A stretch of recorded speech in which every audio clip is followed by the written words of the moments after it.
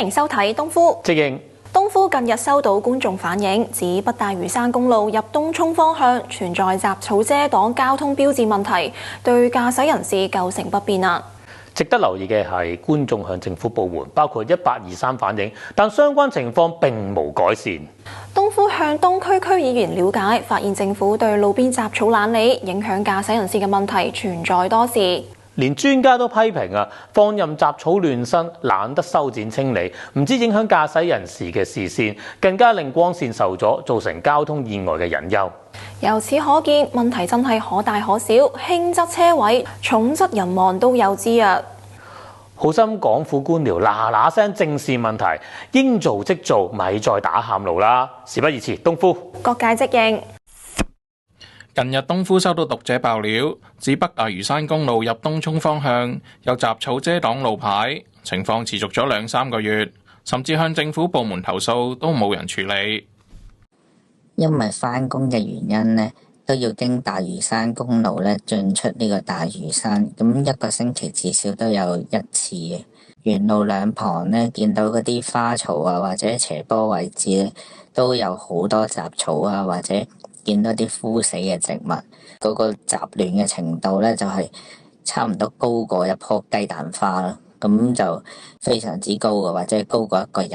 見到好多時都冇人去處理啦，基本上2-3個月嘅情況都咁樣維持嘅。向有關部門投訴嘅，即係打1823，咁佢哋就揾到部門路政署，咁經佢哋回覆嗰個查詢就話已經安排緊。我都有問過佢有冇時間表，有冇職員巡查，咁佢哋都係話有嘅，但係就答唔到話，譬如係究竟係1個月會做一次呢啲咁樣嘅清雜草啊，或者係清走一啲枯死嘅植物嘅嘢，就冇一個確實嘅時間，只係話有，但係佢就冇回覆，或者行貨啲嘅就係話跟進當中咯。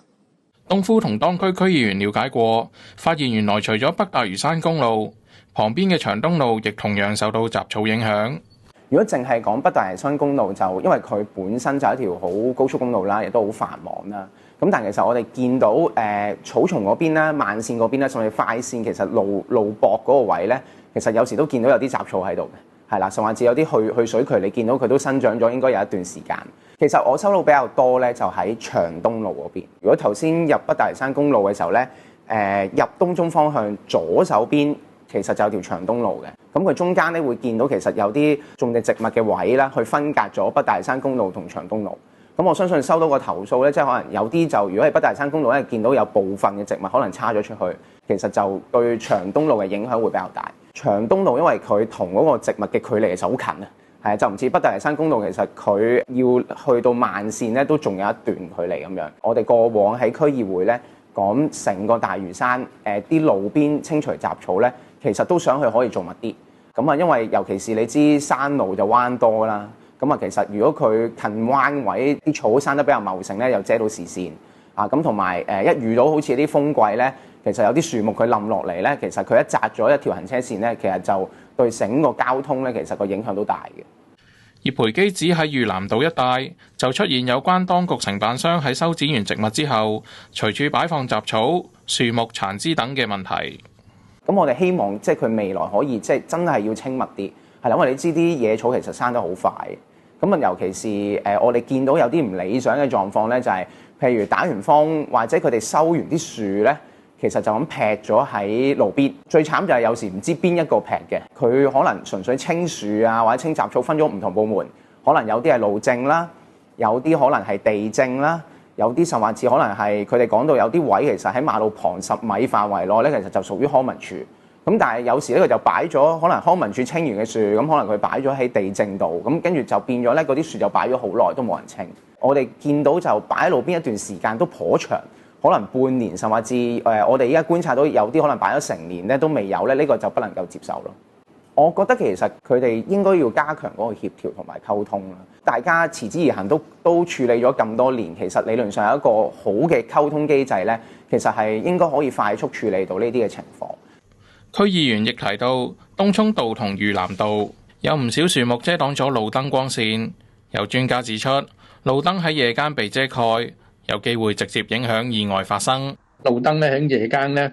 係我哋揸車人嘅一啲我哋叫做光線嘅來源，或者叫生命線啊，遮咗之後咧可以直接咧係影響咗我哋發生意外嘅。咁例如咧係道路唔夠光嘅時間咧，睇唔到啲凹凸嘅路面啦，路上高嘅一啲障礙嘅物件啦，亦都未必睇到啲行人啊或者單車。如果係響陰天或者雨天嘅時間咧，就嗰個燈光嘅來源仲更加緊要嘅。咁如果啲樹枝咧遮住咗